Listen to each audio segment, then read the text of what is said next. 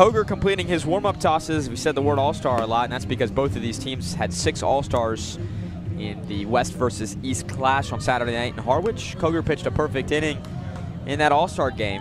And tonight, for Will, he's making his 10th appearance, his 2nd start, and his first one since early June. He's got Oyama to face. Koger, a perfect 2nd inning in that all-star game, a 7-1 win for the West.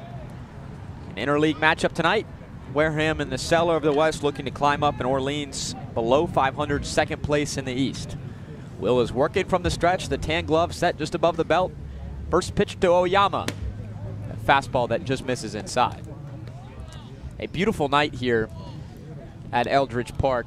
Not many clouds in the sky. There's a few down the right side, but the sun is shining brightly on us here as we're just to the right of the Gateman dugout down the visiting side. Pitch. High, 2 balls and 0 strikes. Orleans occupying the first base side dugout under Kelly Nicholson, who just got his 400th win a few weeks back. The wind, the delivery, fly ball hit well to right field. Morton is ranging back. He's out of room, and Oyama starts it off with a bang. Joe Oyama flashing some power for the Firebirds, his 3rd home run of the year, and it's 1-0 Orleans here in the bottom of the 1st.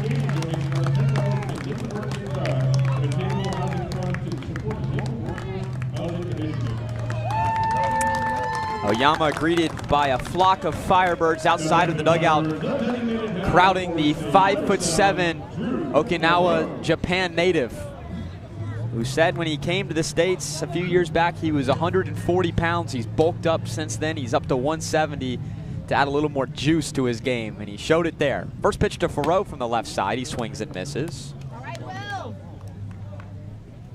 A big start for Orleans. They got shut out yesterday, losing 5-0 to YD, so already a better start here, just 1 batter in. Koger set. Deals. Popped up behind us, behind Route 28 and into the trees. And Nate and I didn't think this was something they needed to declare over the PA, but fans are encouraged not to go on Route 28 behind us to get foul balls. Yeah, it's a very busy road. Interesting construction of this park, right next to a very major highway. The 0-2. Fouled away again. We'll do it once more. Drew Farrow has not played in the last 4 days for Orleans. He has struggled mightily defensively. Leads the league with 13 errors, but they've got him back in the lineup tonight in the DH spot. He's a switch hitter. The righty Koger misses high and away with a breaking ball. Will is also a 4-pitch guy. He's got a fastball, slider, curveball, changeup. His fastball can touch the mid-90s, 95, 96, but mostly sits closer to the low 90s. Now the 1-2. Changeup misses low. Hernandez liked it, but no chase from Drew Farrow, who will be headed to Florida State next year. Just concluding his freshman year at UCF.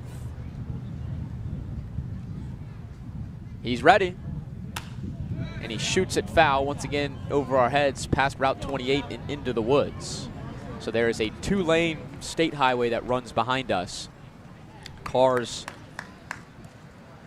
traveling down that busy road. You got to look out for some foul balls that may be coming for your windshield. Ready for the 2-2 again. Here it is. High and tight. Pushes Farrow off the plate. Now a full count. The last time that Will Koger pitched for the Gatemen outside of the All-Star game, July 17th versus Chatham, ran into some bad luck, some poor fielding behind him, took a unlucky loss. He comes home. Shot to second. Gonzalez fields it on a bounce and slings it to Hussey at first for the first out. And you had mentioned that outing. That is not the first loss that he took that really doesn't feel like one. The other being here when he came in and gave up an unearned run on a walk-off against the Firebirds. Again, not his fault, errors in the field, but he took the loss. Here is the left-handed hitting Jack Penny. He's the shortstop today for Orleans. Throws righty, hits on the other side. First pitch. Koger gets him to swing. A fastball low in the zone. Will is changing up his looks to the plate, sometimes lifting the leg, sometimes going to the slide step as he did there. Penny just finishing his sophomore year for Notre Dame. Sees it high, gets past Hernandez.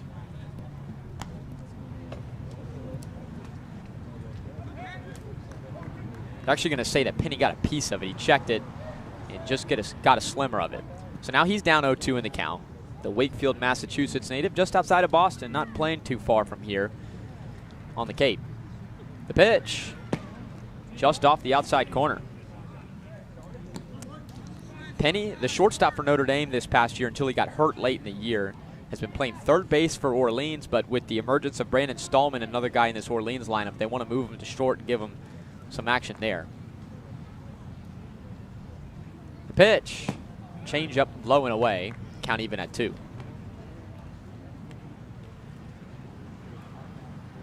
Koger sporting the red Louisville Cardinal cleats, gray pants, navy blue jersey, navy blue hat with a red bill. It's the classic Gateman road look. He's set. Kicks, steals. Shot left side. This one's going to go out of play. A much larger assemblance of fans on the berm down the left side. Not very much room compared to on the other side, on the first base side, where there's probably at least 1,500, 2,000 fans there. There were 3,300 people here the last time these two teams met on July 2nd. Payoff. Smashed to right field. Morton's got a beat on it. Good instincts from the right fielder. He's got it on the run for the second out. And back to the Fibers, the first baseman from UC San Diego, number 31, Matt Hallback. So after a leadoff home run, Koger retires the next two batters he sees. And here's the cleanup hitter, Matt Hallback, also another All-Star.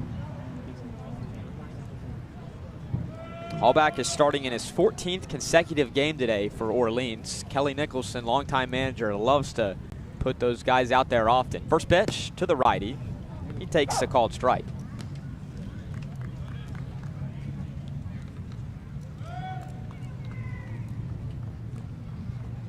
Hallback went 1 for 4 yesterday in that 5-0 loss against YD. The pitch to him. Chopped on the ground, left side, coming in as Brooks gets it with the glove, gets it out of his glove, and slings it to first. A great play by Michael Brooks to field this slow hit grounder. A leadoff home run by Joe Oyama gets the scoring started in this ball game, but Koger sets down the next 3 at the end of 1 inning after 1 run on 1 hit, no errors and no left. It's 1-0 Orleans here from Eldridge Park. We haven't seen a point in 3 minutes. And a late sub, Caleb Farish, is going to check in and take off Julius Birch. This low-scoring game obviously favoring Guilford. Guilford makes their money on defense. The Generals averaging close to 80 points a game offensively. D'Entremont, strong take, skies and hits. Big bucket there for D'Entremont at WNL, a couple lead to 8, especially while Dearman's on the bench. Try to cut into this lead a little more. As you see, he runs to the scores table. Edwards to Luke Proctor. Proctor shooting almost 38% from 3 this year. Gabe Proctor jab steps. A deep 3, no good. Laughlin was on him like a sock. Looked like Proctor was looking for the foul there. Maybe something like a flop a little bit. Flew his feet out, wasn't able to get the call. As WNL gets the ball back and has a little bit of something going here. And Luke Proctor is going to head out immediately after that shot from Gabe Proctor. And Tyler Dearman is going to come in, number 34. In case you're just joining us, Dearman, 11 of Guilford's 18 points. Robertson in between the circles, turns the corner. Guilford is coming right up hard, hedging over the screen. You see again, this time Birch. Robertson kicks it, but he gives it right to Dawson Edwards. Guilford turns teams over A very good clip, almost 14 times a game. Between that and rebounding, they're creating about 10 or 11 extra chances a game versus their average opponent. Especially for WNL, who averages over 14 turnovers a game. Bodies hitting the deck. Edwards, when all said and done, hits the 2. Again, WNL is going to have to look to push the pace here. Guilford doubling up on the Generals, but Parker Neuenhuis cuts into the deficit. Saw the two first years running pick and roll action there, able to get a bucket for the General. Those are hard to come by right now. Neuenhuis with his first bucket of the game. He got in foul trouble on Wednesday. Generals are scrambling to recover defensively. Got some wet spots on the floor. Proctor, step back 3 is short. Robertson has the rebound and he's looking to go. Steps through, goes up, and he'll go to the charity stripe for 2. Finally, the Generals have some momentum here on a little bit of run. As you see, the 2 first years really coming up big there. Robertson taking it coast to coast, drawing a foul after getting the assist to Neuenhuis. The Generals have played on the road a lot this year. They're 3-5 away, and then also 2-1 in neutral site games. So that's 11 games. They've only played 5 at home, but they're going to be here for a while. How about this stretch? Guilford today, Randolph College on Wednesday, Virginia Wesleyan here next Saturday. Those are 3 big games if the Generals want to emerge from the pack of teams in the Old Dominion Athletic Conference. Yeah, especially with the end of the season here, it's an important stretch as Robertson misses a free throw. So 2 misses, but the Generals get it back. D'Entremont with a flush. What a pass there from DeCibio, able to get the offensive board and then kick it over to D'Entremont. The 2 senior stars for WNL coming up big as they cut the lead to 6, and you see some energy from the bench and the crowd. It's Alumni Day here in Lexington. Fan Appreciation Day as well. A good crowd as Farish calls bank. It's open on a Saturday afternoon. Yeah, that's a tough bucket there for Farish. WNL just a little unlucky. You don't see those bank threes all that often. The Generals quickly into the offense. D'Entremont, cross-court pass. Harrell from the corner. Short, rebound Farish. Really nice post pass there from D'Entremont. That's what they opened the game on to Harrell in the corner. Neither times it can knock it down. If WNL can start knocking down some of these threes, they'll be right back in this game. A high pass intercepted. What hops there from Harrell, able to get up there and break the pass. DeCibio gets it out. Laughlin left wing. Got it! Huge 3 there from Laughlin as the refs are letting him play. Not calling much on either side right now. Yeah, not only is NC State on a Cinderella run, but Caitlin Clark is an absolute phenom, right, Jack? Caden, I'm starting to run out of words to describe how dominant she is. This season has been a revolutionary one for women's college basketball. We've seen a season full of packed arenas and TV rating records. It was capped off Monday in Iowa's Elite Eight victory over LSU in a matchup that set the all-time TV ratings record for a women's college basketball game. In a game with the sport's 2 most popular players in Caitlin Clark and Angel Reese, it was the Hawkeyes who punched their ticket to the Final Four behind Clark's 41 points.